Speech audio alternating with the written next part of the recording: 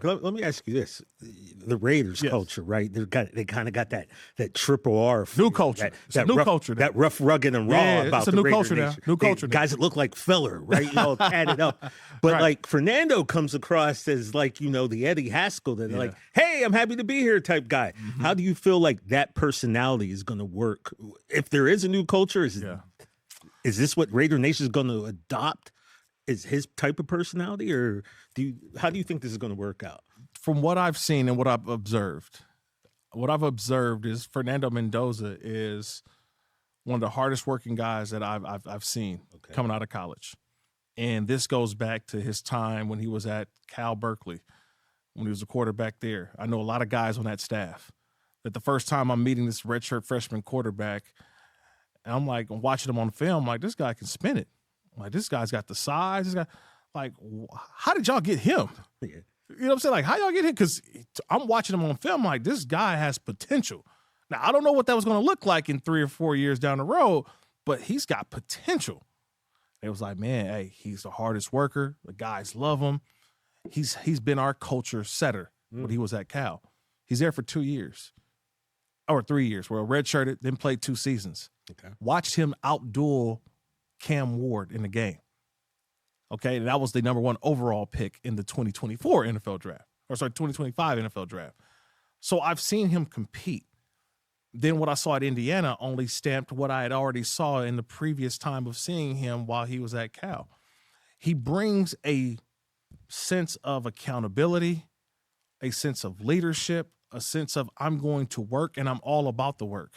Remember, this week actually started with the president, Donald Trump, having to give him a pass because he said, I can't make the White House visit with my Indiana teammates because Fernando's got, as the president called it, spring training.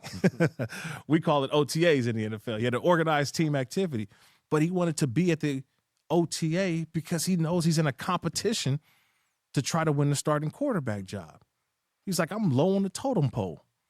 Like, he works, and he works to a point where what the Raiders' perception, I think for many years, were always the guys who were cast-offs or guys who obviously there was always something to you as a Raider. Like the island of misfit toys almost. Always been that way. Like, that's just what the thought process has been. But if you stick around and you're around Clint Kubiak for like 5 minutes, you're like, oh, this dude's about ball. Yeah. And he's not about the bouquets. I don't want your praise. I'm all about the work. So it comes from, I think, the top all the way down. So it comes from, obviously, Mark Davis, who has now allowed, obviously, John Spytek and Clint Kubiak to do their jobs, having Tom Brady as a voice and a sounding board to bounce ideas off of and get approval and thanks. And others like, hey, what do you think about this? Like, it's been a collective effort over this past year that I've seen that tells me that this franchise is moving in a different direction than it has many years ahead of time. Before that, it's been constant turnover, and finally feels like this is something stable. Because this schedule is representative of what I love about where I think this team is headed. Because the schedule says, prove it. No more are we going off what we did in the 70s and the 80s, right? No more of, oh, man, we won a Super Bowl in the 60s and the 70s and the 80s. It still counts, though, baby.